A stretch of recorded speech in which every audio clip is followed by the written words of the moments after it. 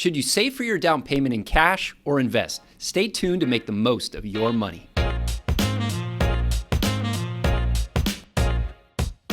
Hi, it's Anthony and Alex at 1 Degree Advisors. Today we're discussing how to save for a down payment.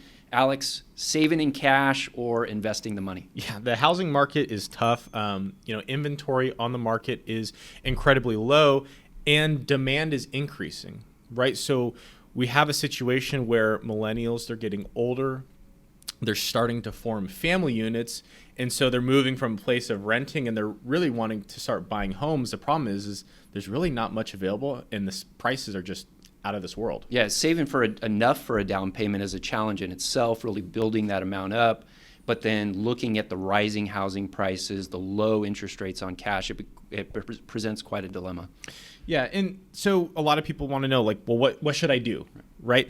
And this isn't specific advice, but I would say here are some general guidelines in relation to saving for a down payment.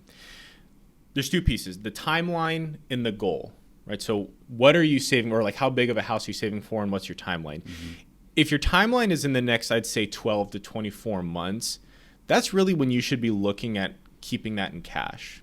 And I know cash isn't earning you anything right now. I think the highest online savings rate that I'm aware of is like Ally or Marcus by Goldman Sachs. And even that's 0.5%, right? So saving in cash, it's not going to earn you anything.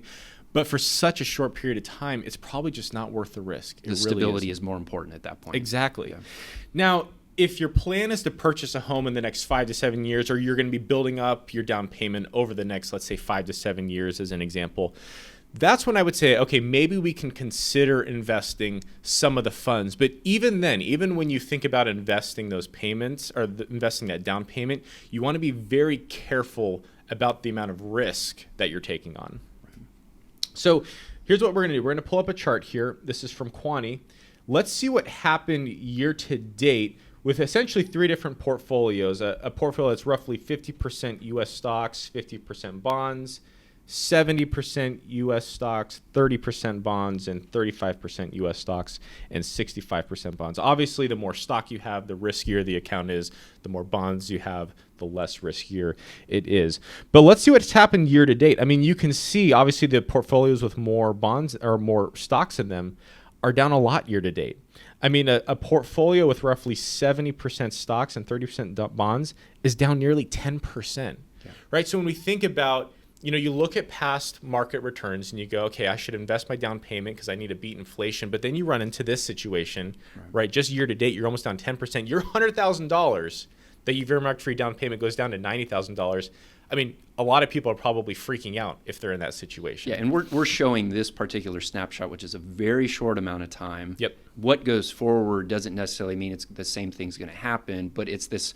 In this particular time frame, we've seen not only stocks go down, but even bonds come down a little bit as well. Again, this goes back to how long are you going to be invested for? If you're investing for the next 5 to 7 years to build up that down payment, this probably, it's a concern for you, but you're not too worried about it, right? You're going, I'm not going to touch this for 5 to 7 years. If you could touch this money in the next 12 months, you're going, okay, I'm a little worried right now with it being 10% already down year to date. And Capital Group has a really great stat that shows 1-year investments produce negative results more often than those that are longer term.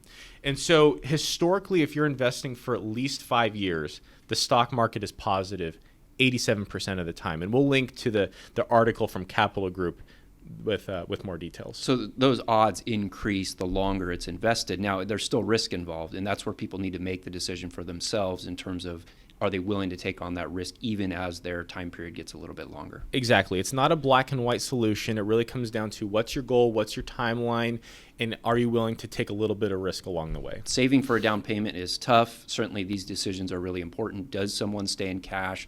Do they invest the money? These are important questions to answer. Time frame plays a big part in that.